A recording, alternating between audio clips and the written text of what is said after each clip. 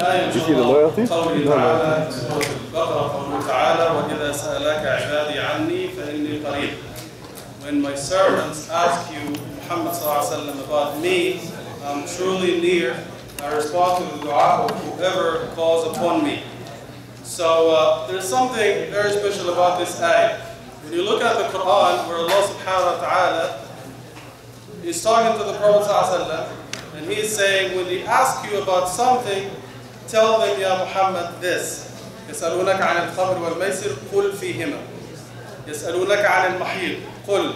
يسألونك عن اليتامى قل. 14 times in the Quran, they ask you about this, Ya Muhammad, tell them that. This is the only exception in the Quran, this ayah. وَإِذَا سَأَلَكَ عِبَادِي عَنِّي فَإِنِّي قَرِيب. There's no قل. Why? It says when they ask you about me, Allah is giving you the answer right away. There's no one between you and Allah. Right? So He's telling you, when they ask you, Muhammad, about me, I'm truly near. He's giving you the answer right away. Not through the Prophet, but Allah subhanahu wa ta'ala is talking to you directly. There's no one between you and Allah. There's also another thing interesting about this ayah. When you read the ayat before and the ayat after, they talk about أحكام الصيام. Right? يا أيها الذين آمنوا كتب عليكم الصيام فمن شهد منكم الشهر فليصوم شهر رمضان. Then it talks about those who are traveling, those who are sick. It talks about the rulings about Siyam, Ramadan, and fasting in general. The ayah after, it talks about a man's relationship with his wife during the night of Ramadan. So the ayat before and the ayat after talk about rulings related to fasting and Ramadan. But this particular one is talking about dua. Technically, it has nothing to do with the ayat before and the ayat after. Why is it there? Why it is put in there? Well, this style is very common in the Quran. Allah subhanahu wa ta'ala is talking about a general theme, and in the middle He puts an ayah that seemingly has nothing to do with the ayat before or after. Another example. In the Quran, in Surah Al-Baqarah, the ayat that talk about divorce, like 3 or 4 pages talk about divorce. Then there's this ayah in the middle, حافظوا على الصلوات والصلاة الوسطى. Then he talks about divorce again, right? So 3 or 4 ayat about divorce, 1 ayah in the middle that talks about salah, then he talks about divorce again. What does salah have to do with marriage and divorce? So the ulama say, if you have respect for Allah and you pray on time, you keep up your salah, you will always have respect for your wife or your husband, and there will never be problem in the marriage if you keep a good connection with Allah. This is why the ayah is put in the middle in the ayat that talk about marriage and divorce. So marriage and divorce have a lot to do with salah. And this is why broken families, when people come and ask about for counseling and they're shooting at each other, they're calling the police on each other, the first question I ask them, do you guys pray? 99% of the time the answer is no, we don't pray. So if you have no relationship with Allah, how can you keep a good relationship with one another? So this is the wisdom. As for this ayah, Allah subhanahu wa ta'ala is telling us fasting and Ramadan have a lot to do with dua. And this is why the Prophet ﷺ in Hadith Sahih, في Sahih Tirmidhi, ثلاثة لا ترد دعوتهم. There are 3 people whose dua will never be rejected. Their dua will always be accepted.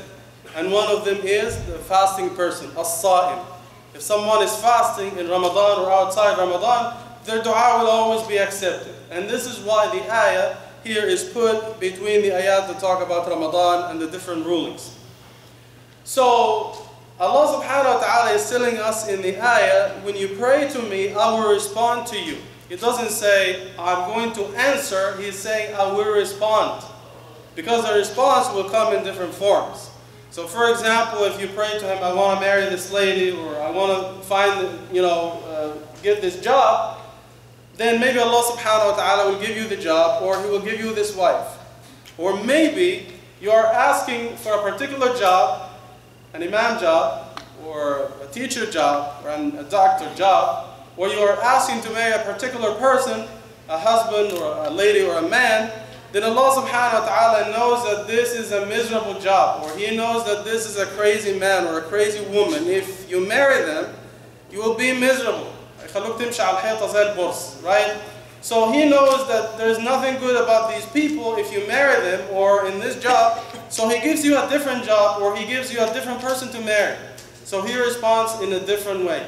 Sometimes you're asking Allah subhanahu wa ta'ala for something, and this is true a lot about many of us, that you ask about something, Ya Allah, I want to marry this person, or Ya Allah, I'm sick, or Ya Allah, I have a difficulty. Remove this difficulty, or give me a job, or something. Then Allah subhanahu wa ta'ala responds after a long time. Why? There is a hikmah behind this. Because Allah subhanahu wa ta'ala is telling us in the Quran, if He keeps showering His ni'mah on you, you always turn your back to Him. You only get back to Him and ask Him if you need something from Him. He knows us. Tamam? وَإِذَا أَنْعَمْنَا عَلَى الْإِنسَانِ أَعْرَضَ وَنَأَى بِجَانِبِهِ وَإِذَا مَسَّهُ الشَّرُّ فَذُو دُعَاءٍ عَرِيضٍ. Surah Fussilat, ayah 51. If we shower our ni'mah on humans, they turn their back to me, to Allah. But if they are in a difficulty, they have a problem, they always come to Allah with lengthy dua. They are crying, they are asking Allah forever. So He knows us. Allah subhanahu wa ta'ala wants to keep your company. He knows if you make dua to Him, He gives you your answer to the dua the same day, you'll turn your back to Him. But He keeps you asking for dua for weeks or months because He wants to keep your company.